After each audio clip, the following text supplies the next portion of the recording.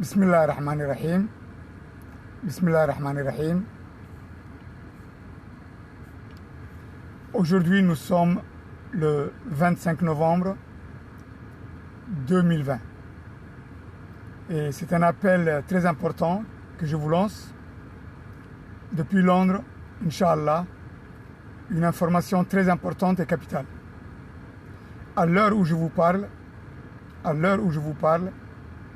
le Premier ministre Abiy Ahmed a mis sa démission sur la table de Madame la Présidente Saleh. À l'heure où je vous parle, le Premier ministre Abiy Ahmed a déposé sa lettre de démission au bureau de la présidente de l'Éthiopie, Madame Saleh.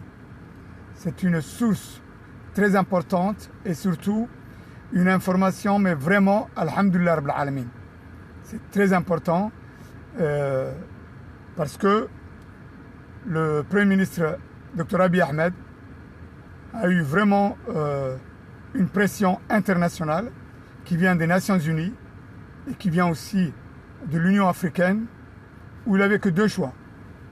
Soit démissionner avec son gouvernement, ou soit aller vers la guerre, avec toutes les conséquences qui pourront suivre dans le domaine judiciaire et qu'il peut être poursuivi pour des actes criminels de guerre, notamment au tribunal international de la Haye et à d'autres juridictions internationales.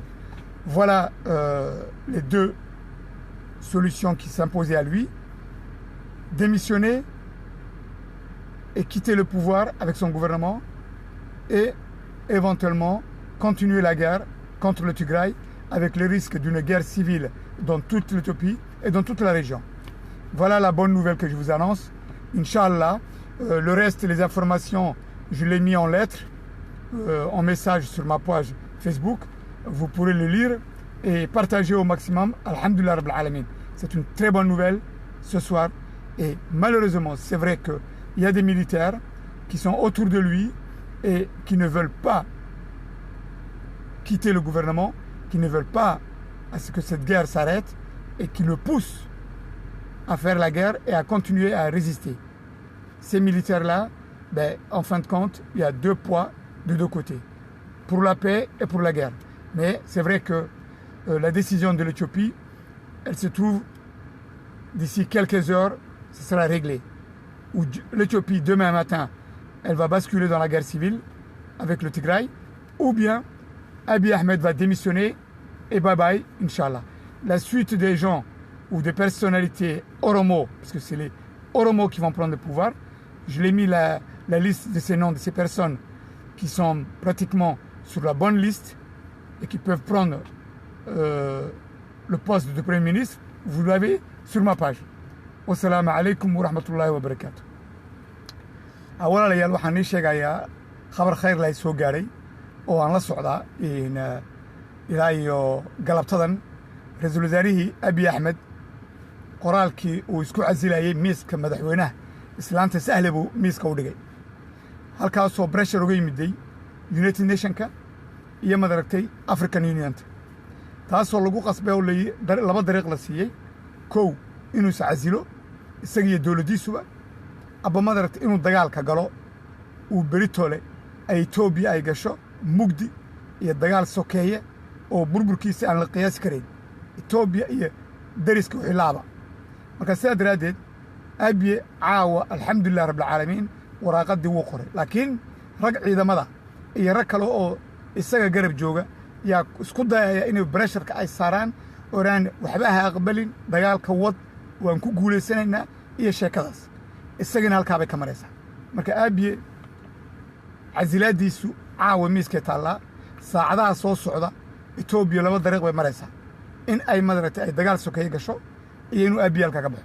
wixii raggii xukunka qabanayay iyo dowladda qabanaysana waxa weyn waa Oromo, magacadoodii iyo raggaas aan ogahay magacoodana la ii soo gudbiyey, meeshaan ku soo qoray, halkaa baad ka akhrisanaysiin. sheer gareeya waana midoo Abiy labada dariiqee loo sheegay waxa weeyaan iscasilaad iyo in madaragtay maxkamadda madaragtay internationalka ee lahaye ku taalla in madaragtay halkaas hore laga geeyo oo la xukumo oo wixii maaragtay genocide iyo wixii dhiba iyo wixii la xaday iyo wixii la dilay madaxa loo saaray isaga iyo raggiisoo dhanba oo biladii sharafta ee Nobel Prize-kiin halka uu ku iloobo oo xabsiga ku gabo marka wax u yaalla ma jiro saacadaha soo socda Ethiopia iyo deegaanka Ethiopia oo dhan dawladaha dariska waxay galayaan aba mugdi bay galayaan aba fitiin nolol khayr ah soo galaysa marka Oromo congratulation maan leeyahay ragga madaxdaana meeshan ku soo qoray magacooga maaragtay